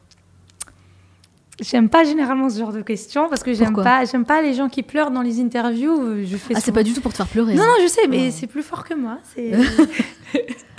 J'aime pas les gens qui pleurent dans les interviews et là, depuis quelques temps, je commence à être comme eux. Ça, c'est la trentaine, c'est pour ça. Je pense que c'est ça, ouais. Depuis que j'ai 30 ans, là, ça fait 3 ans que je suis... Le lâcher prise. Et il y a quelqu'un derrière moi qui rigole. Qui acquiesce. Il dit t'arrêtes pas de chialer, t'arrêtes pas de pleurer. Je le dis souvent, mais j'aimerais bien le redire aussi devant une caméra, tu vois. Je dis souvent à mes parents, j'ai pas choisi mes parents, personne ne choisit ses parents. Vraiment, je suis très honnête sur ce que je vais dire. J'ai pas choisi mes parents, J'ai pas choisi où naître. J'ai pas choisi le quartier, l'endroit, la période de radicalisation. J'ai pas choisi tout ça. Mais si je pouvais choisir et rechoisir et re-rechoisir, peut-être que je changerais plein de choses, mais jamais mes parents. Vraiment. C'est pas parce que genre c'est mes parents. Il y a des gens qui font oui parce que non, c'est pas parce que c'est mes parents. Parce que Dieu merci, j'ai eu la chance d'avoir ces parents-là. Dans le contexte dans lequel j'avais grandi, dans l'entourage, surtout dans lequel j'avais grandi, j'aurais pu être tout, mais à des années-lumière de qui je suis aujourd'hui. Donc oui, donc je voudrais leur dire merci. Et j'espère que je les rends fiers. En tout cas, je fais tout pour, depuis plusieurs années. Je sais que toi, voilà, la famille c'est important. Tu es peut-être aussi dans l'optique de fonder ta propre famille. Oui. J'aime beaucoup cette question parce que ça nous permet vraiment de faire le point un peu, si j'ose dire, sur l'éducation qu'on a eue. Toi, Farah, dans l'éducation que tes parents t'ont transmise, si tu devais reproduire une seule chose hyper importante à tes yeux avec ton propre enfant, ça serait quoi? Une seule? Une seule. Bah oui, sinon on va rester une heure encore à parler de ça. Ah mais moi j'aime bien ton interview. Oui, c'est vrai, je parte. Merci, au revoir. Malheureusement, on a une durée limitée. Alors, une chose, je dirais la communication. Ah ouais. Le dialogue. Ouais. Mon père, vu de l'extérieur comme ça, tu sais, c'est un homme fort de caractère. Les gens étaient un peu craintifs. Toujours. Ils pensaient que c'était... Alors que nous, on a beaucoup communiqué, ma mère aussi. Donc, beaucoup de dialogue. Je pense que je ferai la même chose, d'ailleurs, même dans ma vie de tous les jours, avec les gens que j'aime, donc mes frères, mes sœurs, mes amis intimes. Et en général, je communique beaucoup avec les gens. Je pense que c'est important de savoir communiquer. Tu en as même fait ton métier? Absolument. C'est quelque chose de super important. Plein de choses. J'ai réussi plein de choses grâce à la communication. Il y a plein de choses que je n'aurais pas pu avoir sans la communication. Et même dans mon couple, c'est très important. Donc, je leur apprendrai, je leur parlerai. Et je les écouterai, comme ont fait mes parents. Qu'est-ce qui te manque aujourd'hui pour que Farah, la femme, soit totalement accomplie? Ça va aussi tourner autour de la famille, bizarrement. Parce que tu sais, ma carrière, je la fais, je la refais, je la refais. Je suis une grande ambitieuse, il n'y a pas de problème. Moi, j'ai l'impression que tu n'as pas peur de recommencer des choses. Absolument. Je l'ai fait en 2018 quand je suis partie à Dubaï. Et là, j'ai fait une pause de presque 2 ans quand même. Et c'est un peu dur. Je me dis, attends, peut-être que... Avant-hier, je disais à mon mari, attends, peut-être que j'ai vieilli, peut-être que je suis has-been, peut-être que les gens voudront plus de moi. Il m'a dit, mais qu'est-ce que t'as? T'es pas comme ça d'habitude. Donc tout ça, c'est gérable. Mais c'est être loin de ma famille, tu vois. Mes parents sont à Alger, mon frère est en Espagne, mes 2 sœurs sont en France, une à Brest, une à Lyon. Moi, je suis entre Paris et Dubaï. Et donc, en fait, tu m'arraches ma famille, tu m'arraches une grosse partie de qui je suis. Donc, on se parle tous les jours, ça c'est clair. Mais j'aurais rêvé, mais la vie fait parfois que, voilà, nos ambitions, voilà. J'aurais aimé pouvoir vivre dans une grande maison tous ensemble, prendre le café de l'après-midi avec... Une grande propriété, avec chacun sa maison, c'est ça? Ouais. Ça serait bien, non? Non, ou juste notre grande maison, parce que... La maison de mes parents, elle est grande, elle est chaleureuse. Moi, je dis une propriété pour avoir plus d'intimité. Oui, bien sûr. Des fois, je pense à ça. Je dis parfois à mon mari, viens, on prend une grande maison, nous au milieu avec les enfants, un côté un appart pour tes parents, un appart pour mes parents, et on se retrouve dans le jardin. Ouais, mais la légèreté, ce qui me manque, c'est la légèreté de la vie, quand t'es avec ta... Même les embrouilles qu'il peut y avoir autour d'une table pour le dîner. L'ambiance familiale. J'ai l'impression que c'est quelque chose qui t'émeut. Beaucoup, ouais. Pourquoi? C'est quelque chose à laquelle tu penses en ce moment? Pardon. Non, c'est... Pourquoi je parle en anglais? Tu vois, je perds mes moyens, je parle en anglais. Pourquoi ça t'émeut autant, Farah? Non, parce que moi, j'ai jamais pensé quitter l'Algérie, tu vois. Je l'ai pas quitté, en tout cas, je parais genre, mais j'ai jamais eu l'idée d'immigrer ou de partir, d'émigrer, non. Je fais partie de ceux qui vivent très bien en Algérie, et Dieu merci, on a des millions qui vivent bien. On veut pas être ailleurs. Mais après, c'est mon ambition qui m'a... C'est quelque chose que tu regrettes, avoir quitté l'Algérie? Non, mais c'est juste les moments passés sans les parents, les heures, Pardon. C'est peut-être les heures, les mois qui passent de leur vie, qui partent. C'est quelque chose, qui te... Ouais, c'est des qui mois, préoccupe, c'est quoi. Des années. que tu peux passer avec eux, mais c'est des moments volés, quoi. Voilà, c'est plus les moments volés avec mon frère, mes sœurs, mes parents, c'est plus ça. En même temps, la vie, c'est des choix. Ouais. Et peut-être qu'à l'époque, lorsque tu es partie à Dubaï, tu n'avais pas encore ces idées-là parce que toi, tu avais d'autres ambitions. Tu sais, j'ai toujours été comme ça. Moi, quand je venais en France, une petite semaine, je pleurais, je rentre chez moi. L'odeur d'Alger. Je suis très, très attachée à Alger, mais en même temps, je me sens bien ici, je me sens bien à Dubaï, pas de problème. Je suis vraiment une vraie citoyenne du monde, mais si je pouvais juste... J'ai fini par comprendre... C'est tes parents, en fait, qui te manquent. J'ai fini par comprendre avec le temps que ton pays, c'est vraiment là où tu te sens bien et là où il y a ta famille. C'est-à-dire, j'aurai toujours l'Algérie dans mon cœur, ça c'est clair, et j'espère être une bonne ambassadrice de ce beau et grand pays. Mais s'il y avait mes parents avec moi, j'aurais pas versé ces larmes. Mais il faut emmener tes parents à Dubaï avec toi. Oui, mais eux aussi, ils ont leur vie, tu peux pas les obliger aussi. C'est-à-dire, tu les emmènes... Non, on le fait parfois, ils viennent, ils restent 2-3 mois avec moi, ils viennent, ils font des allers-retours. Mais la vie, c'est pas que 2-3 mois. C'est ça, ouais, je sais. C'est les moments du quotidien. Mais c'est dans les plans de les emmener un peu à Dubaï. Maintenant, ma mère a pris sa retraite après 41 ans de service. Bon, déjà, c'est bien. Ça veut dire qu'il y a plus de liberté, oui. De flexibilité. Bon, connaissant ma mère, elle prenait plus de... Comment on appelle ça? How do we say it in French? Quand tu es malade. Ah oui, des arrêts maladie. Des arrêts maladie, qu'autre chose. Donc, elle pouvait voyager même avec ça. D'accord. Maintenant, je peux le dire, elle est à la retraite. Ouais. Mais je comprends totalement. C'est vrai que même en tant que femme, surtout, j'ai l'impression d'être toujours déchirée par ces deux choix. Oui. Est-ce que je dois partir pour une meilleure vie, pour créer ma carrière, partir quelque chose qui me tient à cœur, ou est-ce que je dois rester auprès de mes parents, auprès de ma famille, pour pouvoir être tout le temps avec eux et ne pas louper ces moments qui sont chers à mon cœur. Oui. Et je pense qu'en fait, il n'y a pas de choix parfait. Non. L'un comme l'autre, à un moment donné, on aura des regrets. Absolument. C'est ça le truc. C'est difficile. Hein. C'est difficile et tu sais, surtout quand tu es très proche de ta famille. Il y a des gens pour qui c'est difficile pour tout le monde, mais il y a des degrés. Moi, je sais, je suis très très proche de ma famille. Ouais, il y a des degrés, ouais. Un degré plus. Ouais, donc tu me comprends. Je te comprends totalement. Ouais. Et parfois, quand les premiers mois à Dubaï, je m'en voulais beaucoup. Je me disais, mais je déteste cette ambition que j'ai.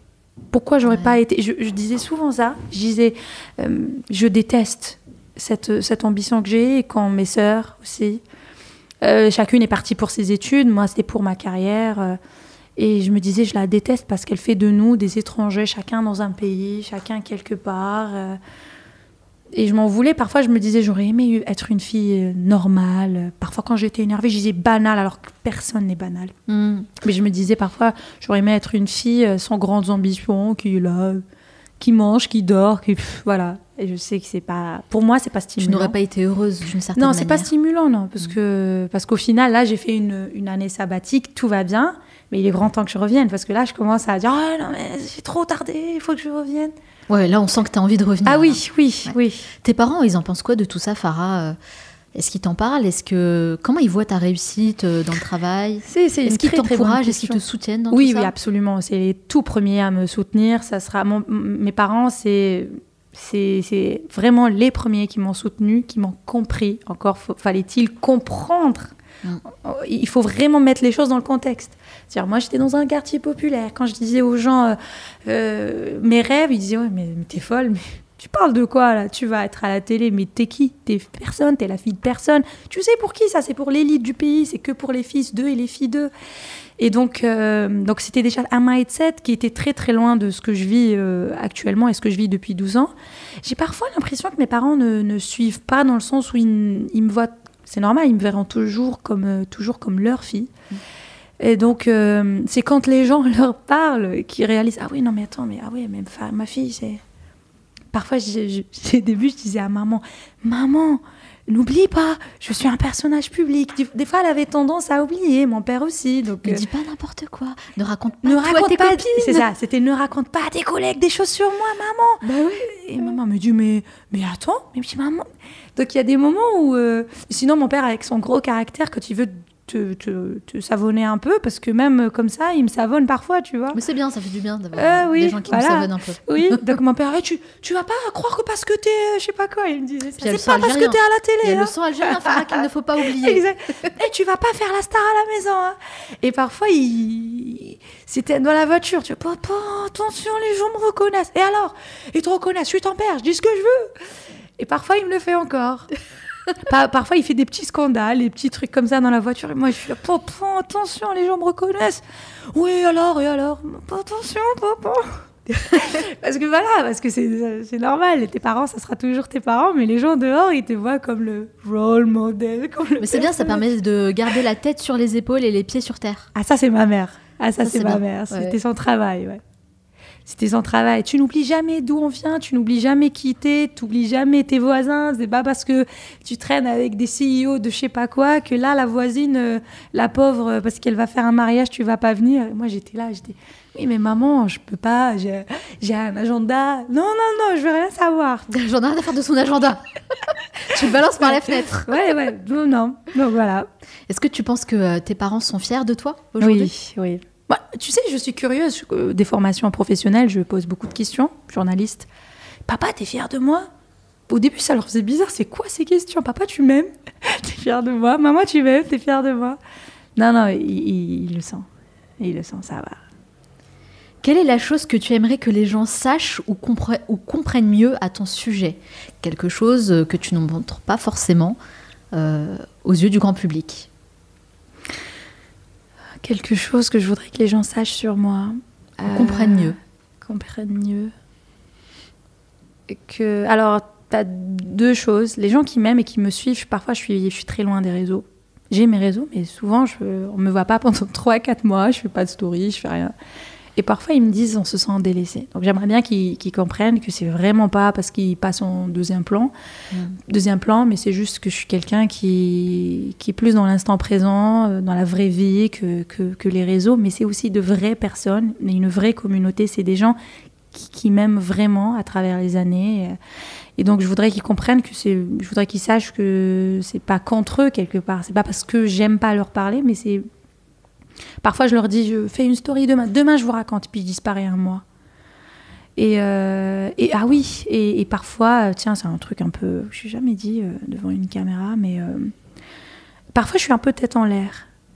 Et c'est pas parce que je ne donne pas d'importance à la chose, mais parfois, je suis vraiment dans mes idées, dans ma tête, et je me perds. Et j'oublie. Parfois, je dis aux gens que je vais les rappeler, je ne les rappelle pas.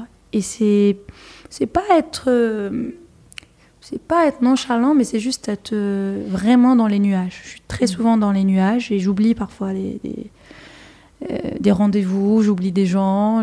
C'est vraiment en rien un manque de respect, mais pas du tout. Mais j'ai fini par accepter que this is who I am, je suis comme ça. Voilà. Je suis les gens savent, il n'y a rien contre eux. Parfois, oui, parfois les gens me disent « Ouais, mais tu m'as pas répondu sur WhatsApp, mais c'est sérieux. » C'est-à-dire ça prend parfois des... Ah ouais, des grosses proportions. Oui, et j'ai peur qu'on pense que je prends de haut la personne, ou j'ai peur qu'on pense que je ne prends pas au sérieux la personne, ou que je manque de considération. Pas du tout. C'est juste que je suis honnêtement parfois dans les nuages. Je suis une grande rêveuse, je suis dans mes idées, je suis dans ma bulle. Avec le temps, j'ai compris à comprendre ça et puis à accepter ça. J'aime bien le fait que tu sois un peu dans ta bulle et dans tes rêves, parce que moi, je suis comme ça aussi. C'est vrai ? Ouais. C'est peut-être pour ça aussi que je suis très private. Ouais. Parce que j'aime bien être, voilà. Je vais te faire comme font les gens à Dubaï. T'es de quel signe ? Je te le dirai. Parfait. Voilà. Ah oui, private jusqu'au bout. Bravo, jusqu'au bout. Et comme ça, on verra est-ce que c'est compatible ou pas. On fera nos pronostics. Je noterai et je demanderai aux gens là-bas. Moi, je ne m'y connais pas très bien. Donc, c'est vrai. Je ferai l'enquête pour toi, je demanderai. Alors Farah, je t'ai demandé d'apporter quelque chose de spécial aujourd'hui, un objet qui a une valeur sentimentale à tes yeux, et de nous raconter un petit peu l'histoire qui se cache derrière cet objet. Oui, et je n'ai malheureusement pas fait ça, parce que tu sais que je suis entre Dubaï et Paris. Non, il n'y a pas que ça. Oui, ça c'est vrai, mais pour le coup là, c'est que mes affaires sont à Dubaï. Donc ma vie est entre parenthèses à Dubaï. Mais tu as quand même décidé de nous parler de quelque chose en particulier. Oui, parce qu'au final, tu sais, il y a des objets qu'on porte sur soi, il y a des objets qu'on porte en soi. C'est vrai, c'est joli. Pour une langue étrangère, ça va, je me débrouille. Moi, je te dis, you rock. J'aimerais beaucoup parler anglais et arabe comme toi, tu parles français, hein, honnêtement. Merci. Ouais, il y a des choses qu'on porte en soi. Et moi, c'est le souvenir de ma grand-mère que j'ai de plus cher. Après, j'ai des objets qui lui appartenaient, qu'elle m'avait donné. J'ai un bracelet, un ancien bracelet vraiment de la fin 1800 qui appartenait à sa mère et je pense à sa grand-mère aussi. Ma grand-mère est née en 1920 et elle est morte en 2014 à l'âge de 94. Wow, donc elle avait une belle et longue vie. Belle et longue vie, oui. Ouais. Et elle m'a beaucoup appris. Elle nous a tous beaucoup appris dans la maison. Et donc, elle avait un bracelet un peu plat, tu sais, en argent, qu'elle a enlevé de sa main, de son poignet, pardon, et qu'elle m'a donné. Et je me rappelle que je l'avais gardé toutes mes années, fin fac, début de carrière. Et je le garde encore, bien sûr. Et sinon, j'avais aussi, à sa mort, j'avais mes sœurs et moi avons gardé chacune. Alors, je ne sais même pas comment ça s'appelle en français. Tu sais, on appelle ça baleta en algérien, mais ça doit être quelque chose qui ressemble à quelque chose en français. Tu sais, c'est les petites écharpes, pas écharpes, mais les petites choses qu'on met châle sur ouais, mais châle, en laine. Cape. Une cape en laine de grand-mère. D'accord. Voilà, et quand je la mettais, ma sœur aussi, pour son mariage, elle l'avait mis. On sent qu'on a les épaules réchauffées, qu'elle est là quelque part. Ouais, c'est très joli. Ta grand-mère avait une place importante dans ta vie? Très, très importante. Ma grand-mère n'était pas la grand-mère biologique. C'était pas la mère de maman, c'était sa tante, la sœur de sa mère. J'avais une grand-mère biologique que j'aime beaucoup aussi. Donc une s'appelait Mémé, une Mani pour faire la différence. Donc c'était la maman de maman et la tante de maman. Mais c'est la tante de ta maman avec qui tu avais cette relation-là? Absolument. Elle ne pouvait pas avoir d'enfant, donc elle a décidé de donner sa vie à ses neveux, enfin à son neveu et sa nièce, qui est ma mère et mon oncle. D'accord. Donc ma grand-mère, la vie a fait qu'elle a dû refaire sa vie, mais elle était aussi présente bien sûr pour eux. Et elle était là à Paris. Ma grand-mère a vécu longtemps et elle est décédée à Paris.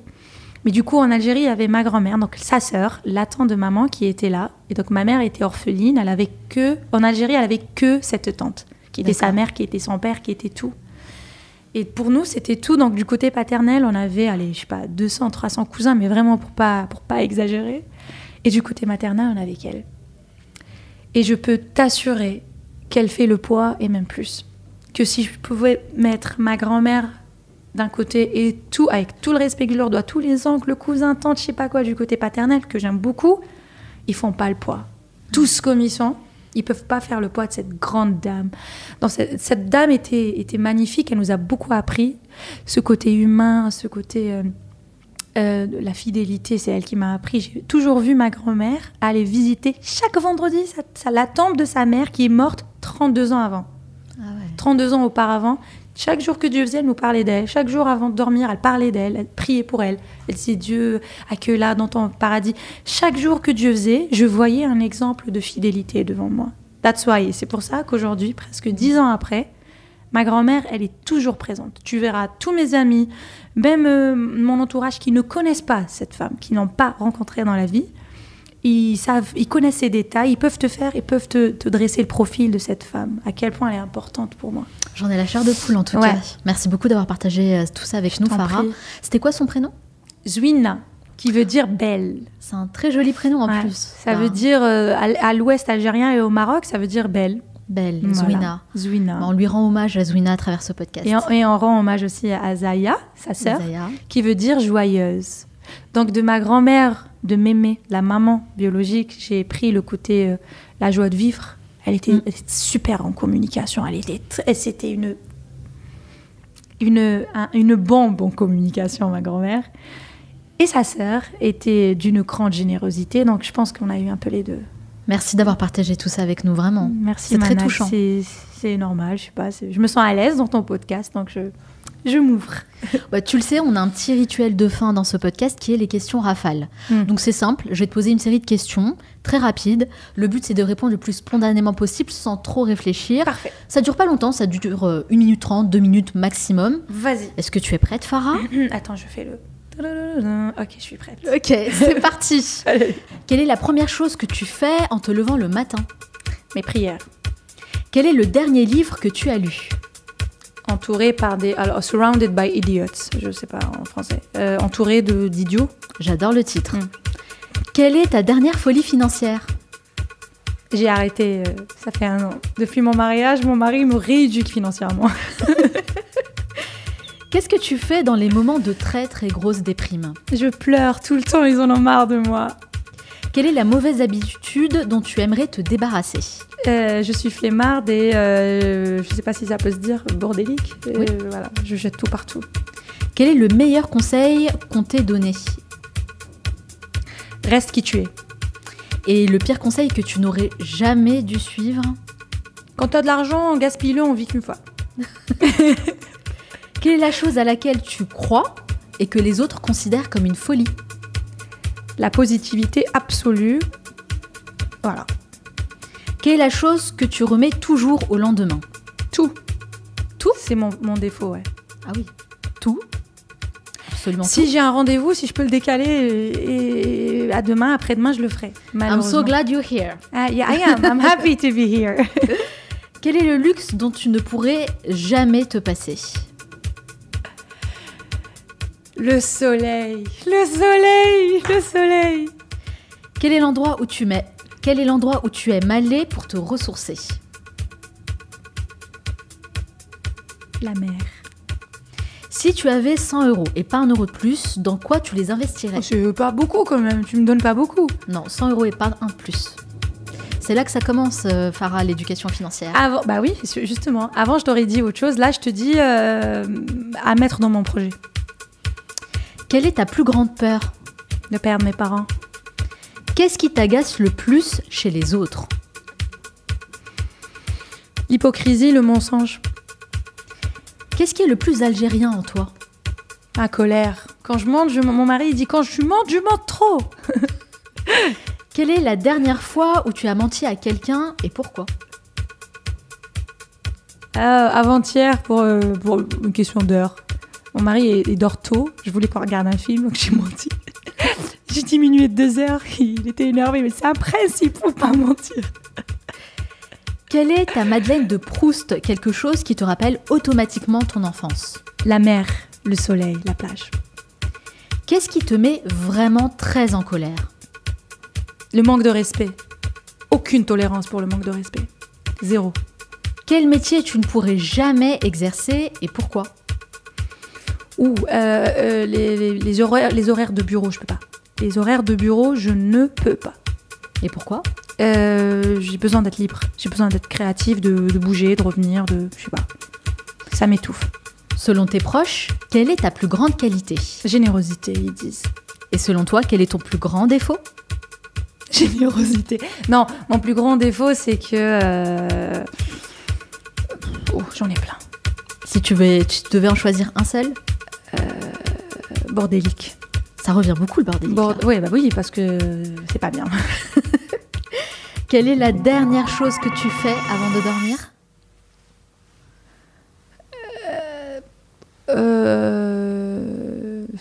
La dernière... je pose mon téléphone. Et ça dépend, franchement, ça dépend des jours. J'ai pas envie de la faire de façon parfaite. Ça dépend des jours. Qu'est-ce que tu as fait, par exemple, hier? La dernière chose que tu as fait avant de dormir?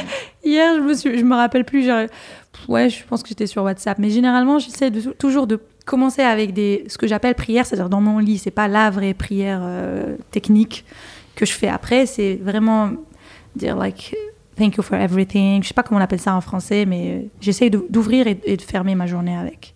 Donc techniquement, je dois faire ça, mais cette semaine, je l'ai pas fait. Je vais pas mentir.